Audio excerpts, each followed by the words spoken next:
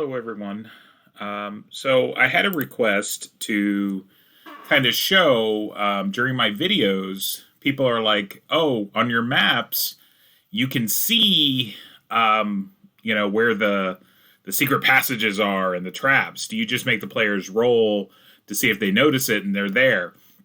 No, I don't. They actually cannot see it.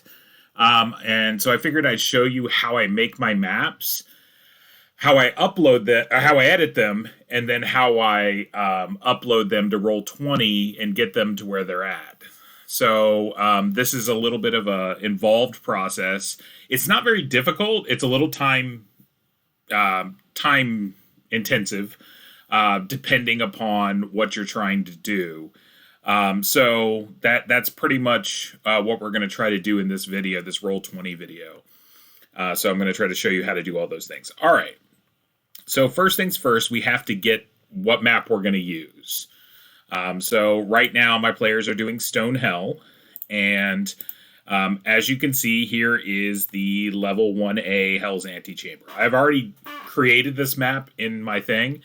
I was going to actually try to do one that I haven't done yet. I've got all the way up to the beginnings of level 3, like in Roll20 already, in case the players kind of go that far quickly, because sometimes they lurch a little quicker than I thought. Like I thought they'd explore level 1, try to clear it out, then go to level 2, but sometimes players don't do that.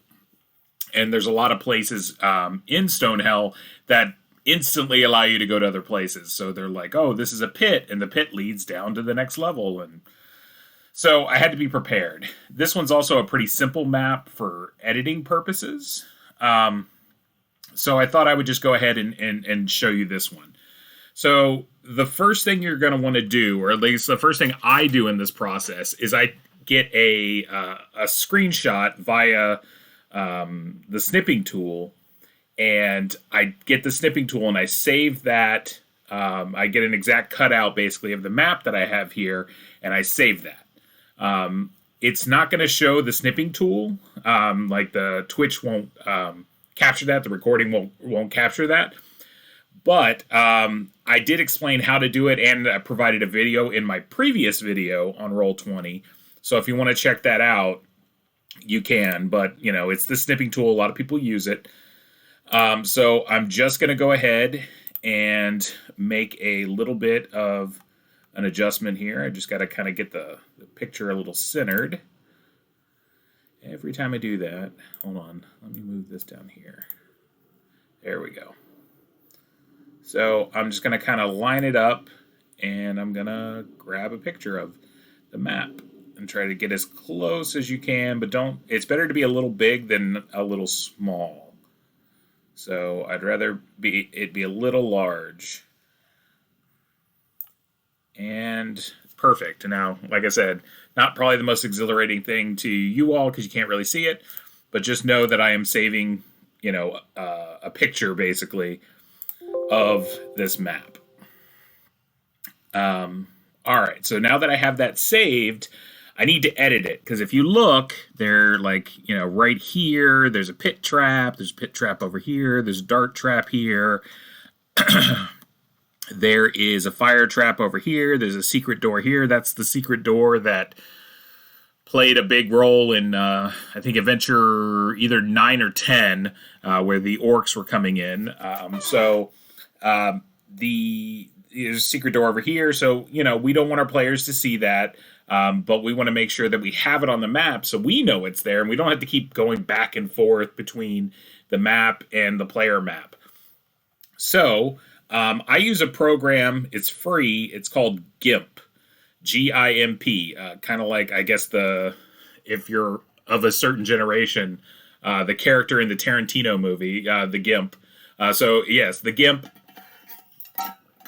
is out there, and it's free. I'm sure it's graphic image manipulation program. I need to switch over the camera. So give me 1 second. Perfect.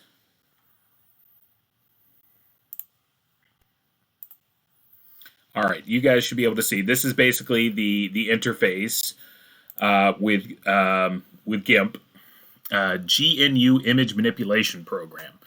But like I said, it's a free program out there, and I'm going to go ahead and open my file. So let's see. The one that was done at 12:13, that's probably it. Boom, and there's our map. Okay, so now that we have the map, we just need to edit it. And the main thing I use is this clone tool. There might be a better way out there to do this than what I'm doing, but this is the way I do it. This is the way I've got it. This is the way that works for me. If you look at my maps, some of my earlier maps, I might have forgot something, or it doesn't look as clean. As the maps would go on, my ability got a little better. I learned a couple little tricks and things like that kind of help. So what the clone tool does is you pick a certain area, and then when you paint with it, it basically copies the area that you have where it's set. It's a little weird, but it works. So what I'm going to do is I'm going to zoom in here. So if you go down to the bottom, you can zoom in. I'm going to go to about 400%. So let's start with something that's a little easier, like the dart trap up here. So we don't want the dart trap in our file, or in our image. So what I'm going to do is I'm going to, you hold control down. First, you got to select clone tool over here. All right. And then I'm going to hold control, and basically wherever I hold control and click the mouse, it's going to copy from that spot. All right. So I want this to be a white tile. I don't want the dart trap here. So I'm going to copy a white tile. So holding down control, hit that. Now you see the little crosshairs that are here. That's showing you what it's copying. You also need to select over here on this part of the map, or this part of the program, what type of paint instrument you want to use. I just want to use this pixel here, this one little pixel, because that makes it pretty easy to kind of to get. So all I got to do is, now that that's there, let go of control, and every time you press the mouse button, it's going to copy. And notice how it's copying over here. It's moving as well. So, but if I go too far down, I'll get into stuff that I don't want. Like if I go too far down, like, oh, whoops. You can always hit Control Z to get out of it. So you just gotta paint over, and if you just keep hitting the button, when you let go of the button, it resets and goes back to its original position. So you can just go in here and erase. Oh, went a little too far.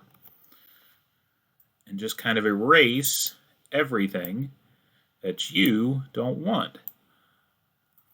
Now, if you look, that's pretty good, especially when you zoom out. Like, you might be able to kind of tell there's a little bit of weirdness there, but when you go back to 100%, I'm talking that's very difficult to tell that anything was there.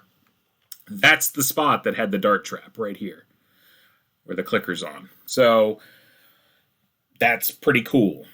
All right, I like that a lot, and it makes it kind of easy. Now, that's pretty easy when you have something like a dart trap. You can just erase it out of there. Secret passages, it requires a little more finesse. So I'm going to go ahead and zoom back in, and I'm going to go down here to the secret door. All right, so we want to do the same thing that we did before and erase it. So I'm going to hit Control, select the white area, and just kind of paint it away. But you notice there's a gap there now. Like, are the players not going to notice that? So what do we do? All right. So what we do is we're going to, the gray basically of this area matches the gray that's in this, the negative space out here. So I just hit Control over here, and I can kind of just go down and make it. So is it perfect? No, it's not. I admit that. You could even clean it up a little bit. You could go back into the white and then shave it down a little to make it blend in a little more perfect. You can use the line function over here. That actually works kind of well sometimes. Control Z. sometimes I can use a line, but you have to, if it's going north to south, you have to, whatchamacallit, first you have to adjust this, because see how the edges are in the white? That's not going to work. You can do control over here, and you can also adjust the angle. So I can make it vertical, basically. I can just go over here and adjust the angle so that the aspect, the angle basically, oh, that's weird. That's not changing. Normally, this is how I do it.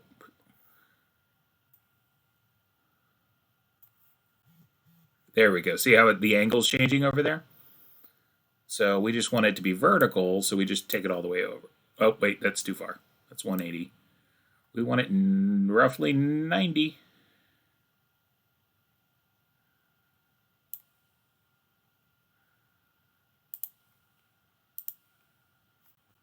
Yeah, see how now it's roughly 90. And you can thin it out too. So you can kind of do that. And that can make it a little better. Now you got to remember, this side over here, they're not going to see. Because when I do the map, I control, what I reveal to them because I put the fog of war on. So if it's a little funky on this side, I don't care as much. I really don't. I don't care if the hidden room's a little more weird. Because, to me, it doesn't really matter much. But this, I think, works pretty well. You just have to have kind of a steady hand and go down. I think this is just using the single pixel kind of dot. You can even make the size of the pixel a little smaller to clean it up. So now you have where they can't see it.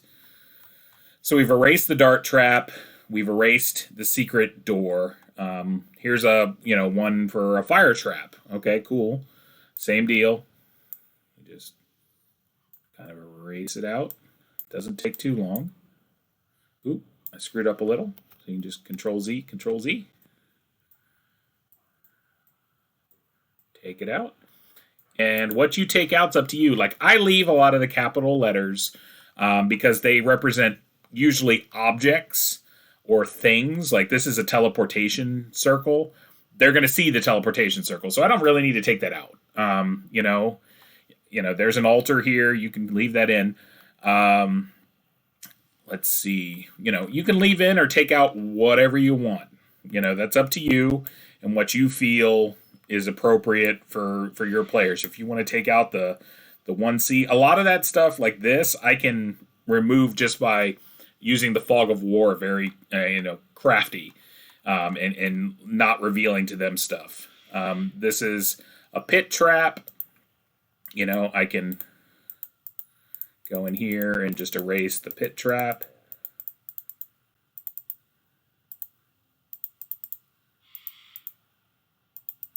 Pit traps in this are a little tough because they thicken up the side of it. So you kind of have to thin it out a little bit to make it not look completely weird. And I'm doing an okay job of it. If you just rapidly click, you're just kind of like doing a little white spot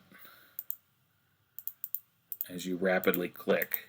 Oop, Control Z is your friend. I would do it a little better if I was in my actual maps, but this is good enough for us right now for this kind of example that we're doing. All right. So that's not everything on this map, but that's, to me, that's enough examples to kind of get you going so that you know what's happening with, how I edit basically the maps to use them. So then all I do is you have to export it. So to export as, I try to export as usually a GIF file. So, and hit export. And it's going to say one already exists because all I do is I overwrite the ones that I always have. So I'm going to go ahead and hit replace it. It's going to export it. I just hit export here. Boom. All right. So now I should have the file that I edited in in my computer, in my pictures, basically. Okay, so now we are going to switch back to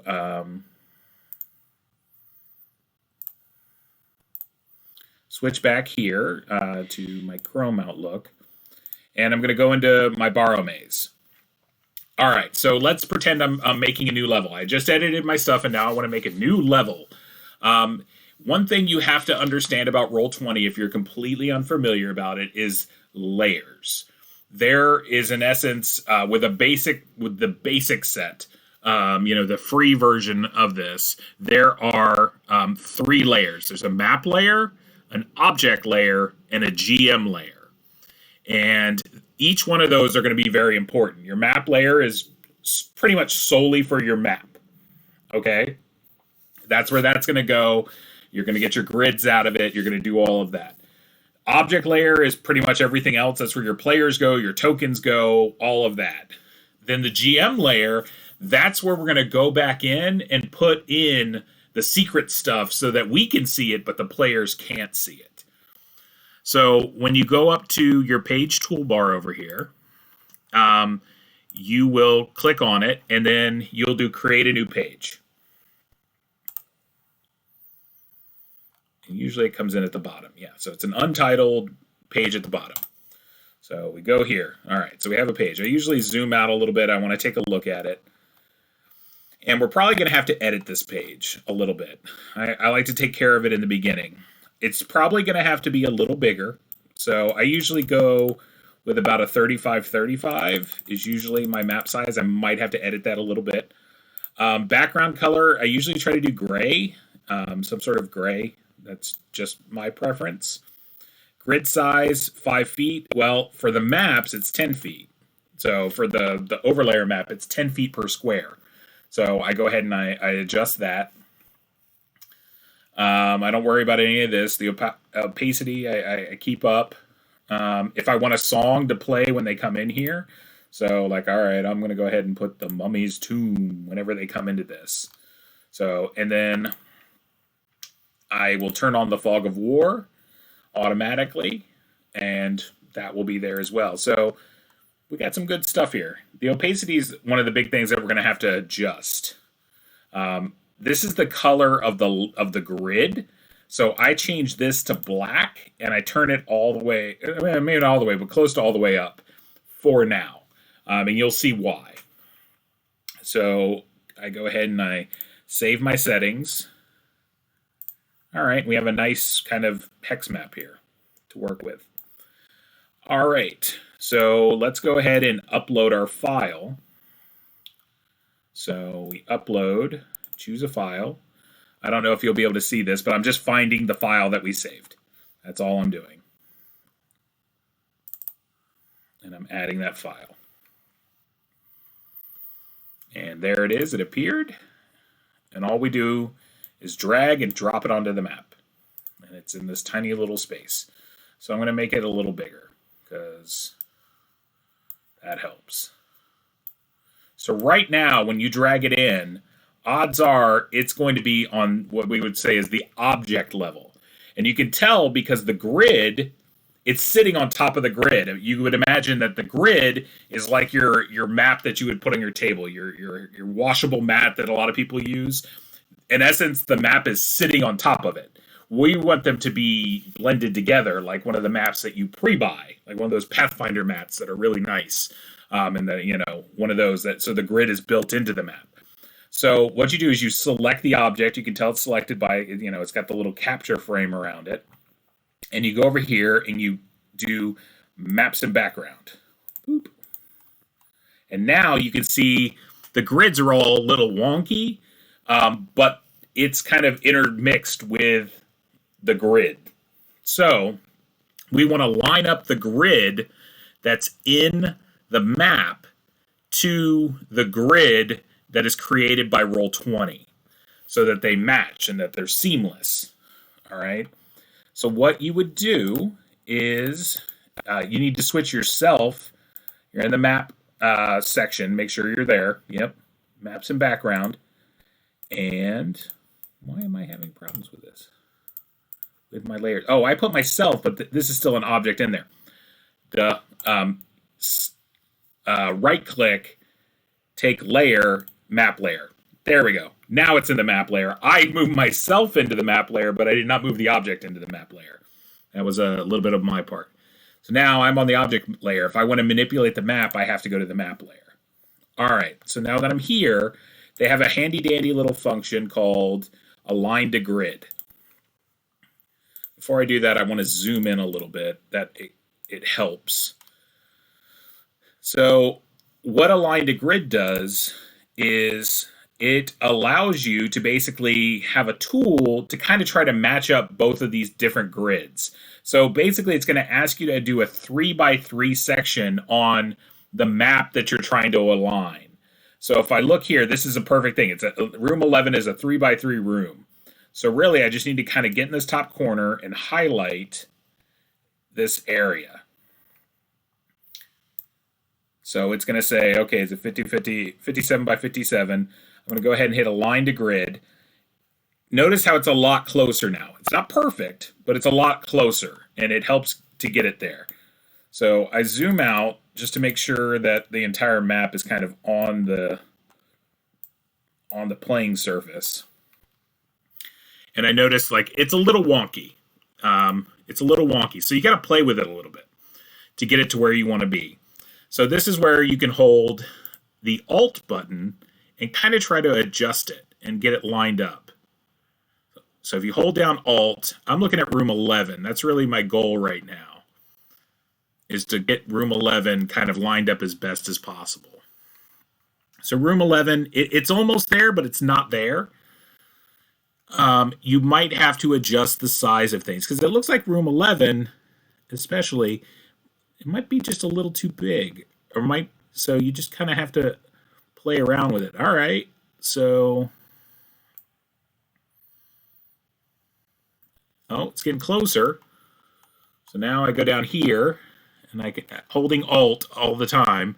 Alt is the big key here because Alt allows it to align a little bit less to the grid. You can go in half grid kind of sizes. So I kind of like trying to get these lined up.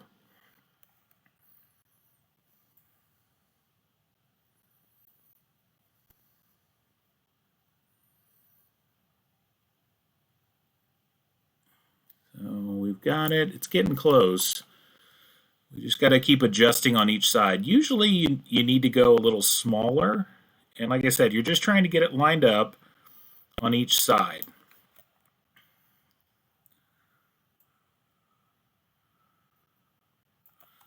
And sometimes it's just too big in general, so you have to take it from the corner and kind of zoom it in a little. So this is probably the most time-consuming part of doing the map portion. It's just getting it all lined up. But that's pretty good. It's almost there now. So as you see, I'm just kind of pushing it in a little, pushing it out a little bit. Just testing it, just trying to get the grid to kind of line up a little.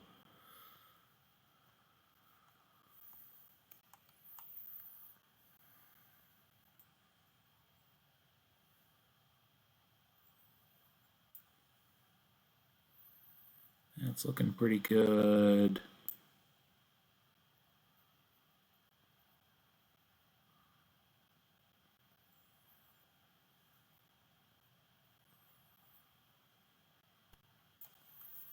That side's looking good. That side's looking good.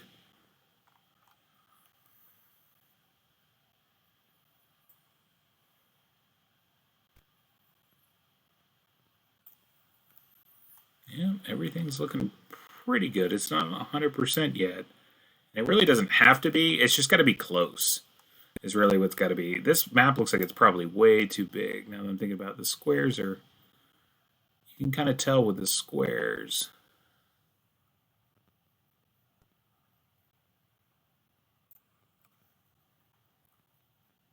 Huh, that's pretty solid.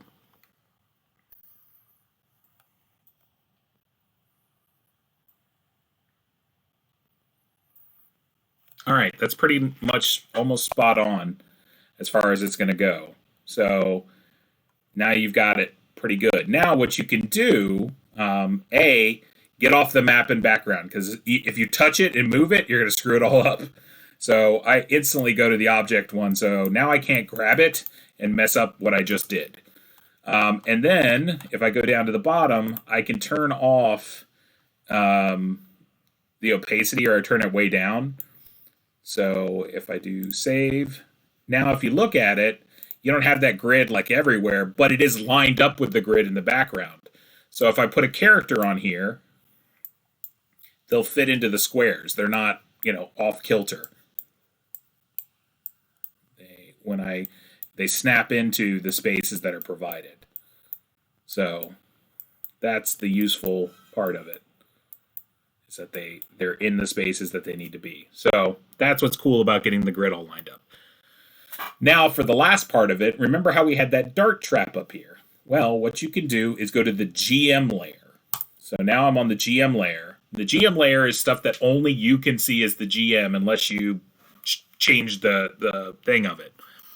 If you want to put dart trap in here, you want to do however you want to label it, you can.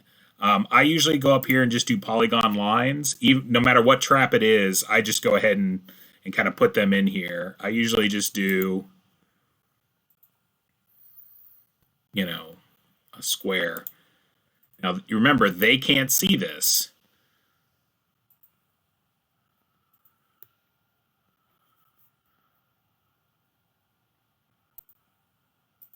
Boom. So now that's a trap. I usually just do all X's, whether it's a pit trap, dart trap, fire trap. I put an X because it's easy, but you could label it DT if you wanted to, and I'll show you how. Because I'm going to do it for down here. We had our little secret room, So you can click on the text box here, and I adjust the size. Usually like 32 or 40 is about the right size. Click on the area. Just type in S, hit enter, and see how the S appears here. And now you got to hit select, and you just grab the S, and I put the S right there. Well, you got to hit Alt if you want it to be in between. So just like you had on the map before, there's an S, but they can't see it. Only you can see that S. So now you know there's a secret door there, but they won't. So if you wanted to do that, you could do the same thing. Like if you wanted to do, label it a dart trap or whatever. Like this was a fire trap. It had a little fire symbol, but say we just wanted to do, we could go back and do text again. That's probably about the right size. Maybe we'll make it a tiny bit bigger. 56. Let's see if that works. And you can put FT for fire trap. Hit enter. And go ahead and do select. Select it.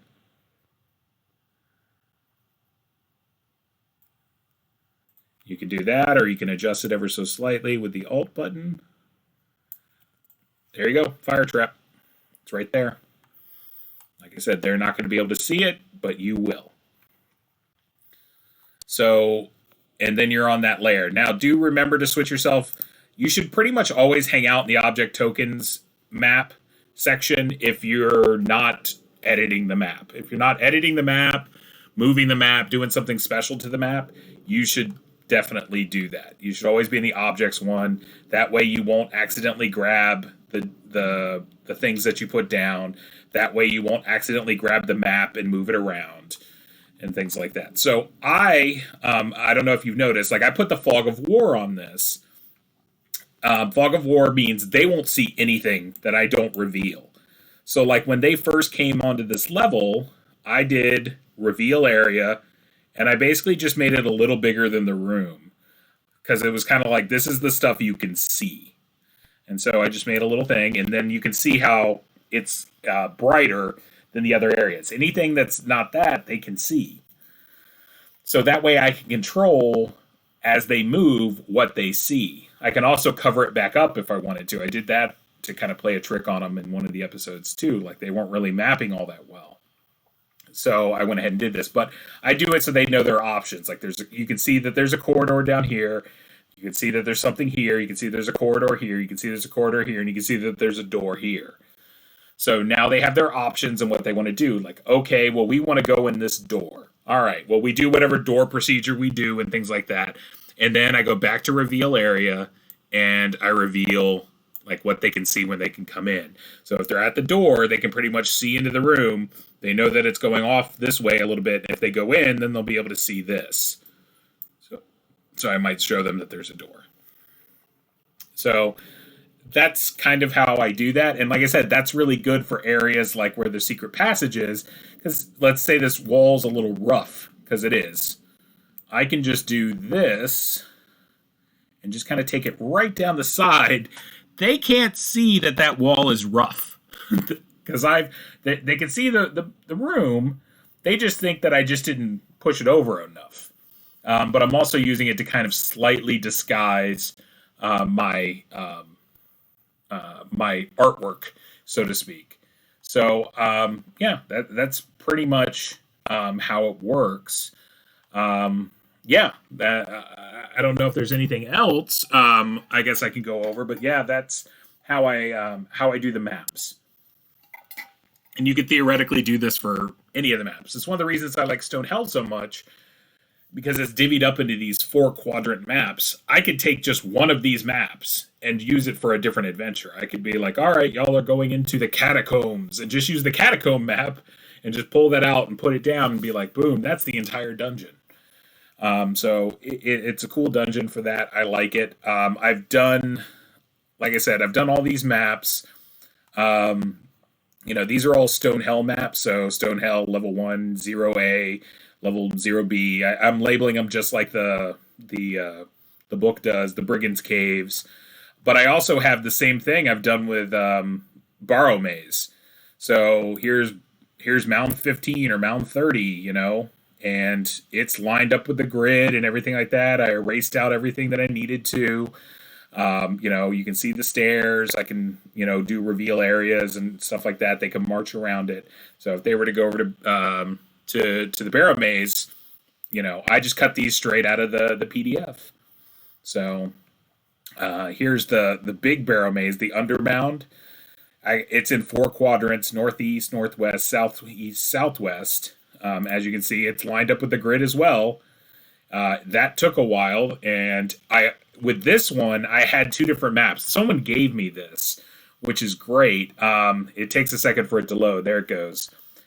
All the secret stuff here is on a second map, so you can do that as well. So you can put, if you have 2 maps, one with the secret stuff and one without the secret stuff, you can layer the maps. You can put the one map below the other map. So you would put the player map on the map level. You would put the secret map with all the secrets on the GM layer, and then that's how this works. So there's all these secrets here, and I can see them because they're on the GM layer, but the players cannot. So that's kind of cool. Here's the trap and blah, blah, blah. So it's neat. Someone gave me these maps. I was like, how did anyone put this on a map? And someone was like, oh, I've already got it done, and it's made for Roll20, and just sent me out the files to it. I was like, oh, cool. Thank you. I really appreciate that. So that made it really easy. You can put your title here, whatever you want to call it, map, mappy, I don't know, map, my map. No, it's up map, so whatever.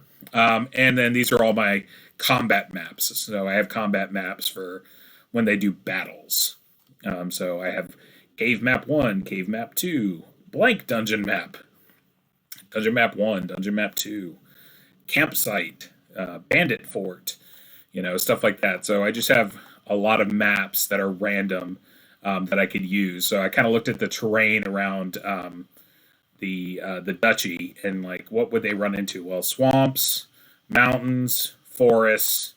I don't need deserts. I don't need stuff like that. Then they started going into Stonehell finally, so I needed caves and dungeons and stuff like that. So all sorts of different maps. So anyways, that's me. I hoped you